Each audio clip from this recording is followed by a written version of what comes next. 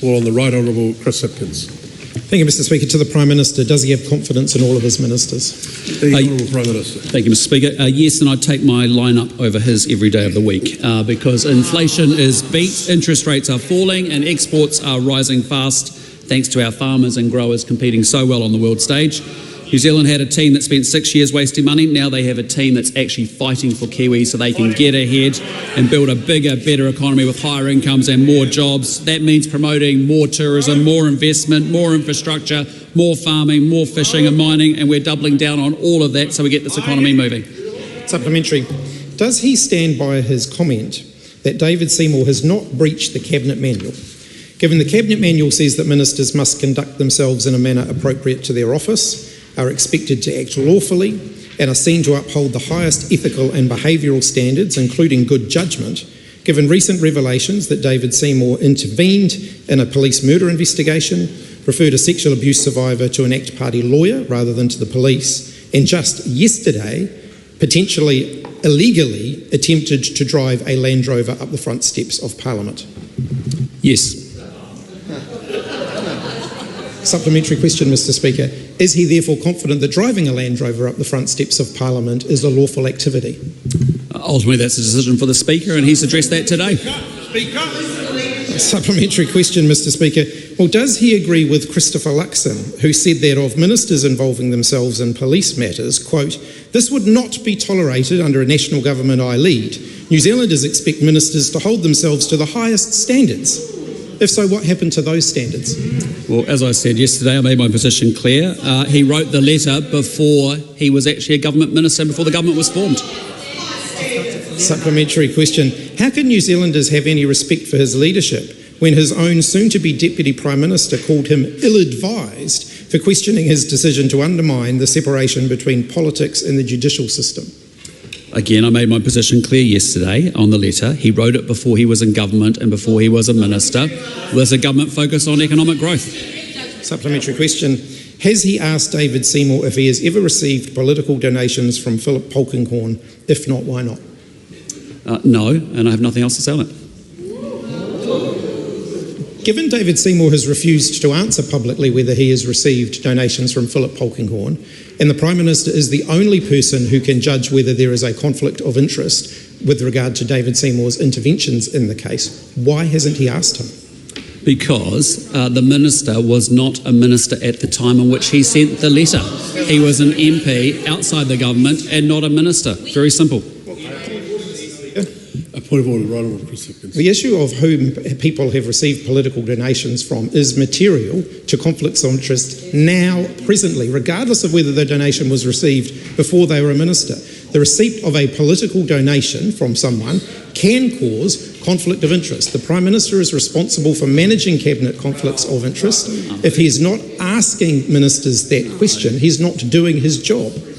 Well, just want to make the point that the question starts to border on that interface between the Prime Minister and the leader of a party, and I think that's one that the House has wrestled with. Yes, it does, because it happened when the Prime Minister was a leader of the opposition, and Mr Seymour was a leader of another party. And at the moment, I'd like to take advice as to whether or not where exactly that fits into the arrangement. So I'll come back to you in a few minutes. While you consider that, Mr Speaker, you might like to consider the fact that there are ministers in the current government who have exempted themselves from decision-making processes concerning donors, where the donor gave them the money before the last election and before they were ministers. The Prime Minister is the minister responsible for enforcing standards around conflicts of interest. If the Prime Minister has already decided that ministers who received donations before they were ministers should exempt themselves from decision making, then the question that I asked him is absolutely within order. The Honourable Chris Hipkins. Bishop. Bishop. Mr. Speaker, you look so alike. Mr. Speaker, all of Mr. Hipkins' points would be true if it were the case that Mr. Seymour is making a ministerial decision, or indeed the Prime Minister is making a ministerial decision now. That is not the case. The matters being traversed in this question relate to, from memory, 2022, which last time I looked is well before the 27th of November when Mr Seymour assumed his ministerial warrants. There is no conflict of interest to inquire about because Mr Seymour was not a minister at the time the things that we're traversing were discussed. The Honourable Judith Collins. Thank you, Mr Speaker. I noted that Mr Hipkins referred to ministers and Mr Seymour receiving funding or funds from certain people. That implies that they're receiving it personally. I think the point needs to be made, doesn't it, and clarified. If people are receiving funding to their parties, not to them personally, it's quite a different situation than the conflict of interest situation that Mr Hipkins has raised. And to that point of order, Mr Speaker, Judith Collins is 100% wrong. There are ministers in her government, of which she is part, who have declared political donations to their parties, and exempted themselves from ministerial decisions on the basis of those donations. And he's one of them. Yeah, absolutely. Speaking of the point of order. Yes, I'll call you, the Honourable Chris Bishop. Speaking of the point of order, that of course is correct in the way that this government has taken the advice from the Cabinet Office and the way that the previous Labor government took advice from the Cabinet Office, where ministers are careful to recuse themselves from decisions where they have a conflict of interest based upon advice. That is wholly different to what Mr Hipkins is essentially implying through his questions.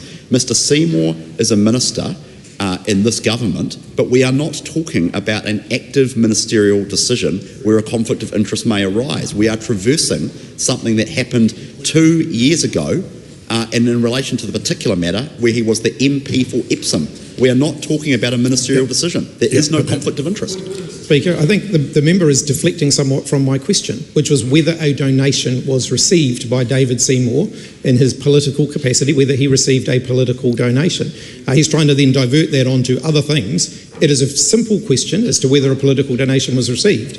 It's absolutely acceptable for the Prime Minister to be asked that. It's also very acceptable for the Prime Minister to be expected to know who is funding his ministers. I think there are a number of points on both sides that are of interest in a case like this. I'd refer members to Speaker's Ruling 181, and I'll read these words, but I'm also not particularly reaffirming this today. I just want to take a bit of time given the points that have been raised. And the bit that I would call attention to is, although the Prime Minister is not answerable for statements or actions taken purely in a non-ministerial capacity, such as those taken as a party leader or in a personal capacity, the Prime Minister can be asked about how such actions, statements may or may not affect, in his view,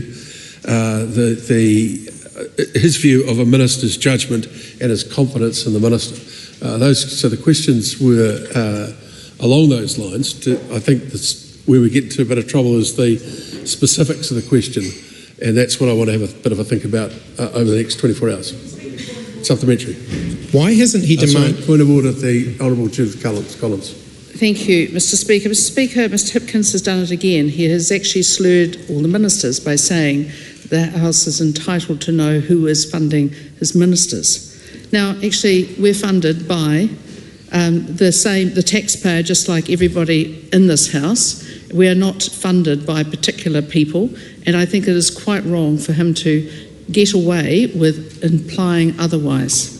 Yes, in the grand scheme of things, I probably didn't pick that up, but I think it might be worth just, Mr Hipkins, might be worth withdrawing that part of your... Mr Speaker, I think it was very clear from the context of all of the issues I've raised, I was referring to political donations. Very happy to clarify that. Thank you. The Honourable David Seymour. Mr Speaker, it would be the easiest thing in the world for me to just stand up and say that there's been no such donation to me, but I'm not going to do that, and I would urge all members of the House to think very carefully about what the implications of every member declaring every possible donation or not at every point of questioning. If you really want to go there, then we could have a very different type of politics.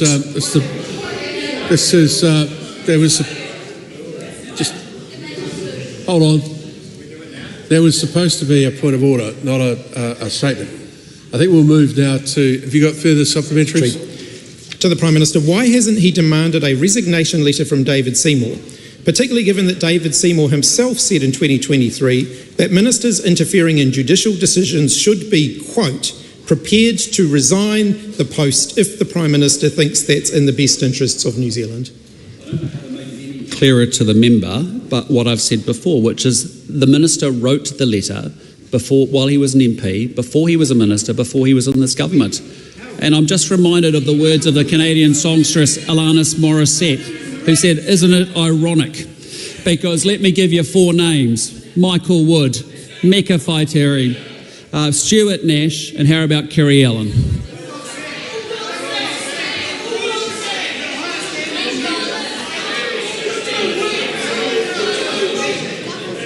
It's enough.